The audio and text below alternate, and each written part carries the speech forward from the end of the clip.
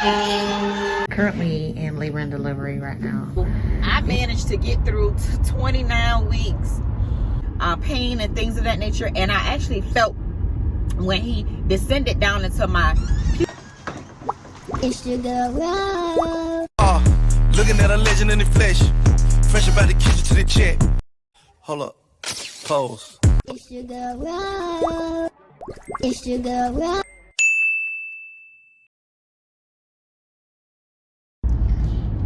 Hello everyone, this is your girl Ro, and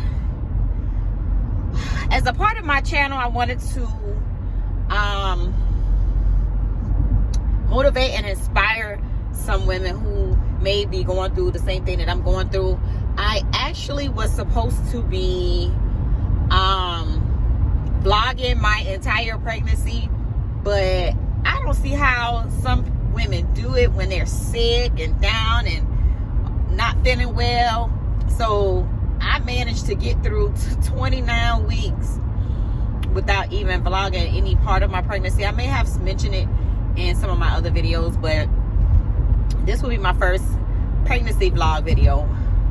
And I felt like today would be a great day to vlog about the pregnancy. A little bit of history. I am currently 41 years old. I currently have 3 daughters, age 18, 11, and 7, soon to be 8 in a couple of weeks. And this is actually technically my 5th pregnancy. My first pregnancy ended in a miscarriage at 18 weeks. And if that child had lived, he would have been going on 23. So that was a boy. And then in between that, I had the 3 girls, and now this is another boy. And today, I felt like today was a day that I would actually start this vlog. So this vlog may be either a pregnancy till the due date or delivery date, because I'm not delivering on my due date vlog, or I may be having a baby today. We don't know. I doubt if I will though. But I'm actually on my way to the emergency room. I've been having I won't say complications. Everything that I've been having is normal based on my circumstances. Like I said, my first pregnancy was a miscarriage. We don't know why that ended in a miscarriage. I was only 18 years old. According to the doctor, I had ruptured my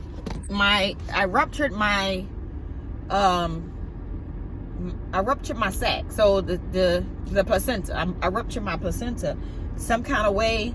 I know I used to do a lot of lifting and moving and stuff like that. At that age, you don't think that your body has to like literally sit still. So you do a lot of things. And I was still in high school. It was just a lot going on. So I can't really say for sure how I ruptured my placenta, but I did. And it ended up in a miscarriage. I started to spot at first. Woke up and I started to spot. I went to the doctor. The doctor checked my cervix and everything, and he was like, well, I don't see any blood. I was like, well, I know I saw what I saw, and it was like a little tiny speck of blood, and it wasn't enough to really be alarmed. So I could kind of understand where the doctor was coming from. So I went back home, went about my day, went to sleep that night, and I woke up in a pool of blood. And when I said pool of blood, my entire bed was soaked in blood. So I get rushed to the emergency room, and what they tell me is, oh, you're threatening a miscarriage.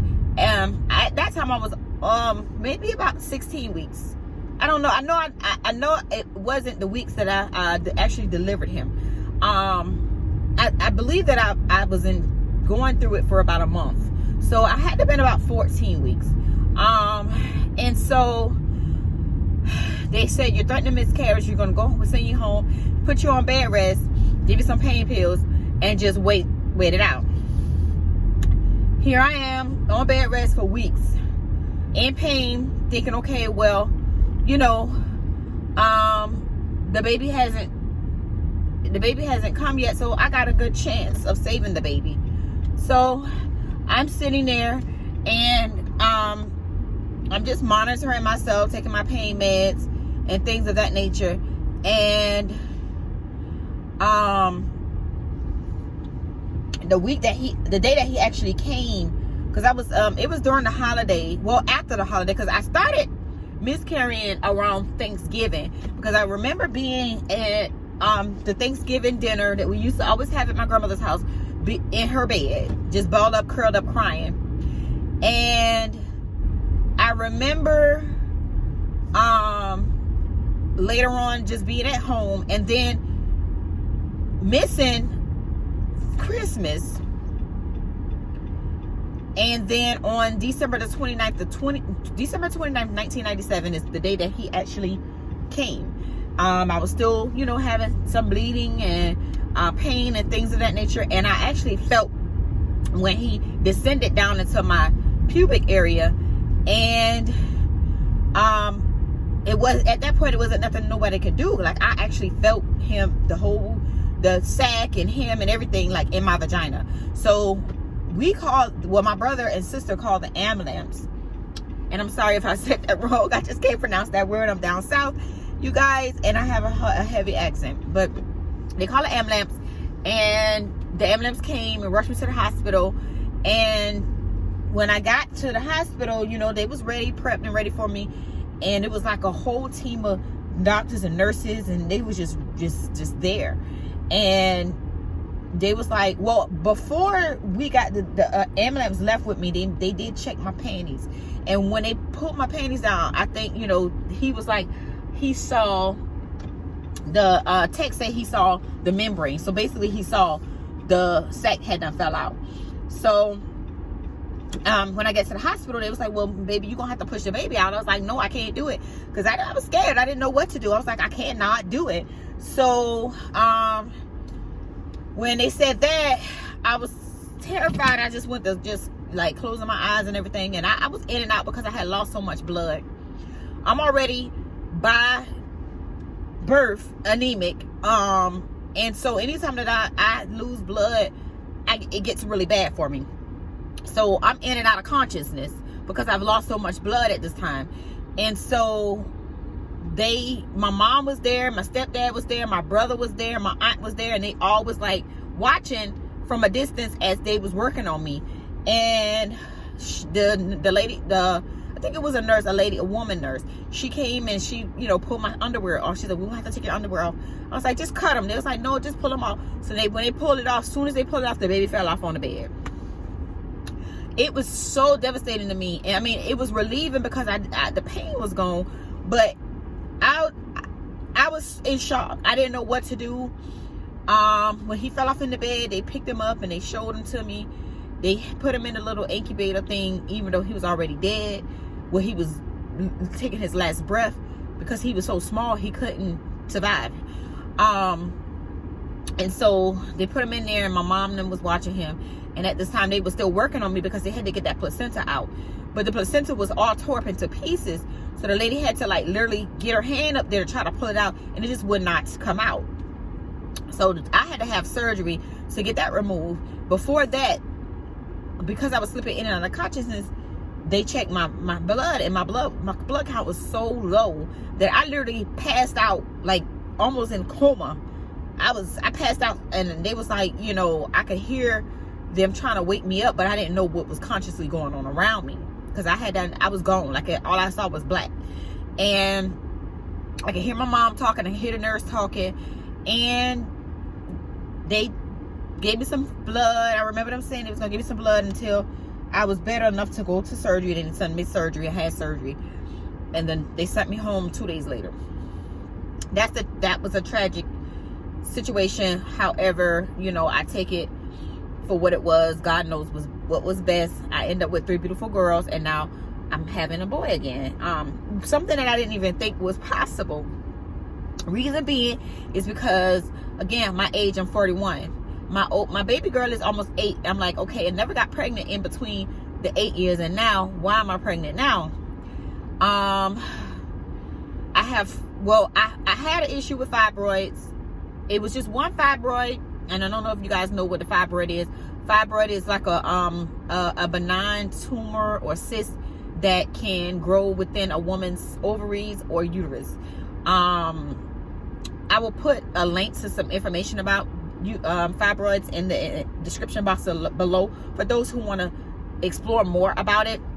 But that's what fibroids are. So I had one little small tiny fibroid, had it the entire time that I was having kids. Like my oldest daughter is 18, so I've had it for about 20 years.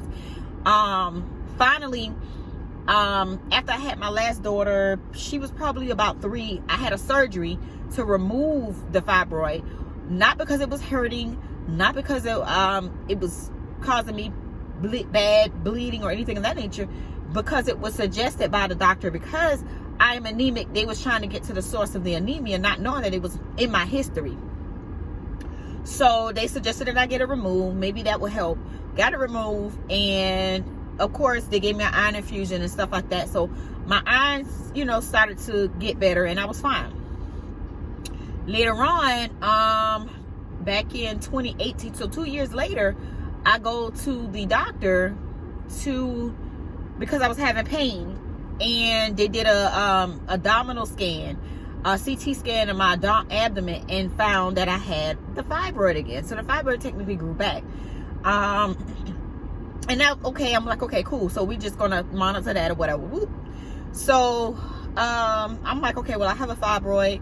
A lot of times, that kind of like lessens your chance to having a pregnancy and things of that nature, because it kind of messes with your uterus and it stops you from being able to be fertile. And I've also had problems with my cycle because of the fibroid. So my menstrual cycle is always off. So fast forward to now, today, this year,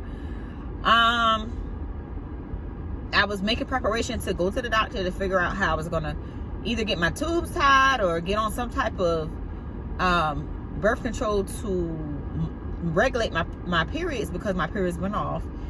And lo and behold, I'm pregnant. So at first they thought it was just a ghost pregnancy because they didn't see the baby, they didn't see the sac. So I was going to the doctor every week until the baby was actually there.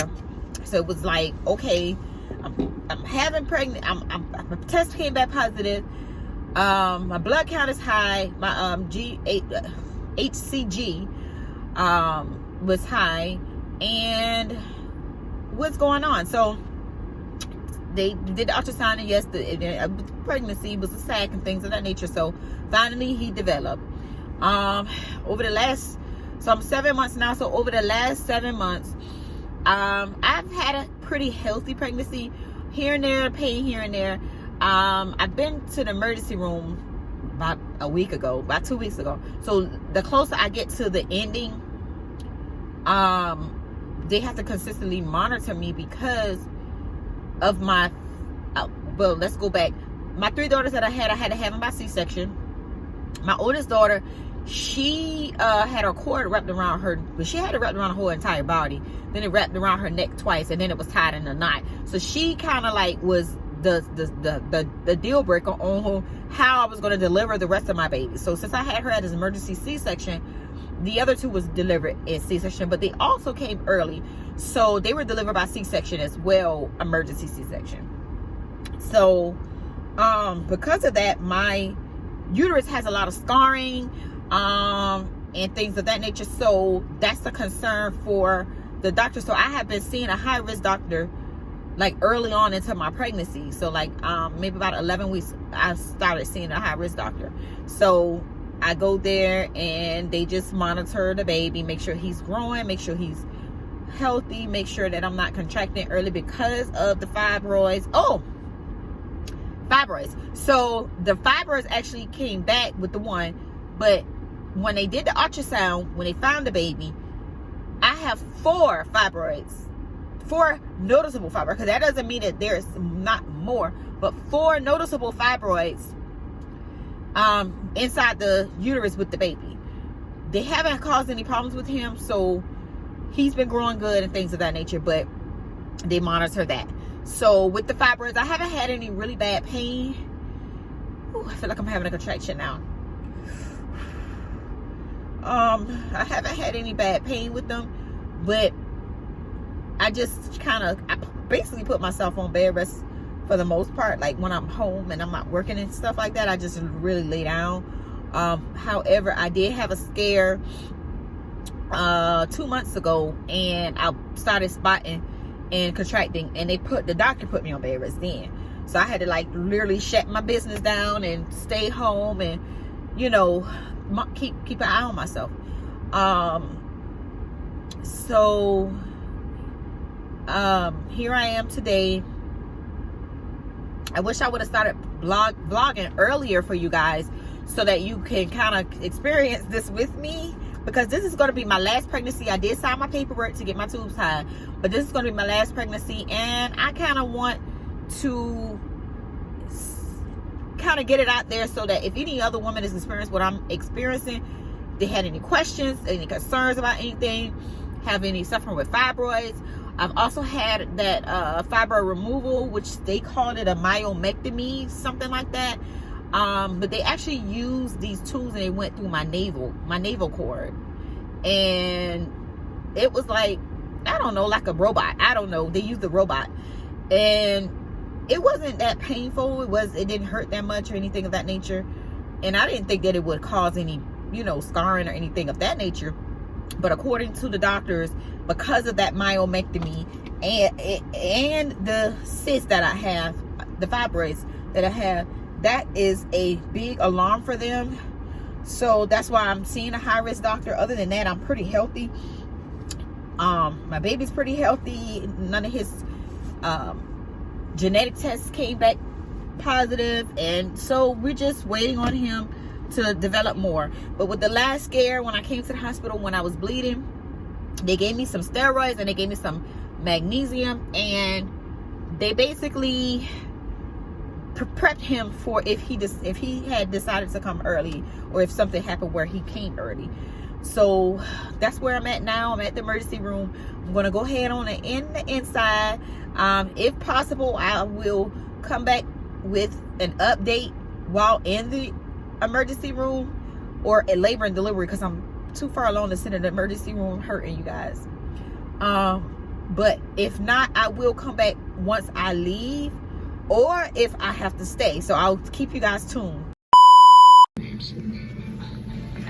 Okay, you guys, so I am currently in labor, L&D, labor and delivery, being monitored.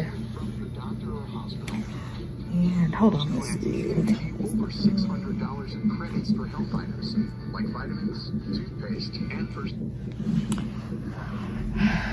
Currently, you can see this is the monitor. It monitors the baby's heart rate, which is the 140, 143, the beeping, and I forget what those numbers are. I'll put it on the screen, but the 38, 39, that is the number that measures my contractions. So right now it looks like it's just Braxton Hicks, so it's not bad. The pain isn't bad. The pain is bearable, but they have to monitor me for reasons being that I'm high risk. So I am here now getting monitored. Waiting on the resident doctors to come in and see what they want to do, whether they're going to reach out to my OB and find out what action they want to take. But I'm here, so you guys, hopefully we'll be going home and there won't be no action going on until for another 5-6 weeks. So I will come back to you guys with either a admission, or me being admitted, or me being discharged. So I just wanted to kind of show you guys what's going on. Yep, monitors, and I'm just chilling. I'll keep you updated. Okay, you guys, so we have been discharged from the hospital. I'm so exhausted and hungry, and I'm gonna head home. The only thing was that I was contracting early, baby too early to come. Nothing they can do, just provide me some pain meds, send me back home, and just advise me to continue what I've been doing, which is bed rest. So the other thing that they were saying is that due to my fibroids, and they was like, I have, and that was another condition that I had, was the endometriosis.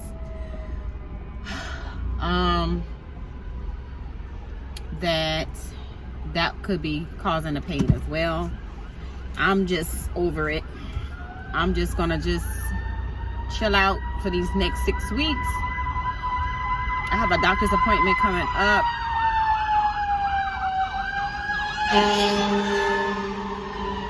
Fire truck going by. I have a doctor's appointment coming up in about a week and a half or 2 weeks tops, and I'll just attend that doctor's appointment and go from there. That's all I can do. I think by the time I do go to that doctor's appointment, so it has to be within a week and a half, because I think I'll be 31 weeks, and I'm actually going to be 30 weeks tomorrow. 30 weeks in 2 days. So I'll be 31 weeks going on 32. So I won't be quite 32 weeks, but I'll be going on 32. So that'll give me, after that, 4 more weeks. So hopefully I can get through these last 4 weeks. I'm so exhausted. I'm so tired. I'm so drained. I was in tears a couple of minutes ago because I just want this situation to be over. I'm not lying. I feel like at my age, my patience is very low. I kind of feel like if it was no pain involved, or if I didn't have to, be considered high risk, I think I'll be a little more happier about it, because I worry every day that something is going to happen.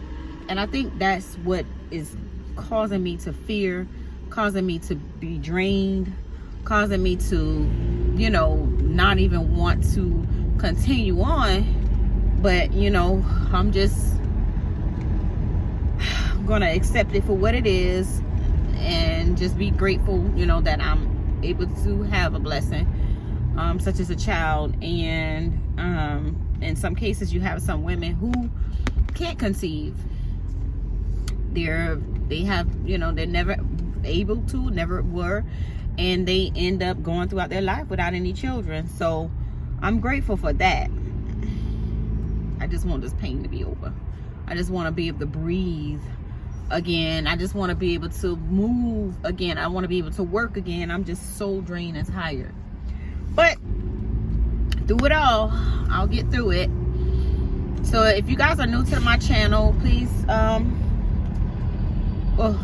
if you guys are new to the channel, make sure you hit the subscribe button if you find this video touching in any type of way.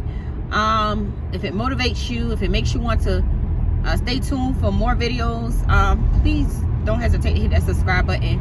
Also hit the notification bell so you can get the latest updates, latest videos that I upload. I haven't really been uploading any videos, but hopefully this will get me some views where I'm motivated to upload more videos. I'm gonna try to do a weekly my goal is to do a weekly upload. However, I would love to do 2 a week, but my goal right now is once a week, and if I can get once a weekend, I can do 2, so I'm just trying to set a goal here.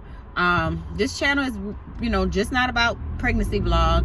This channel is about anything that happens in life that I experience, I can assist you with, even if it's just do it yourself tutorials, business information, just anything that I can do to help. Motivational.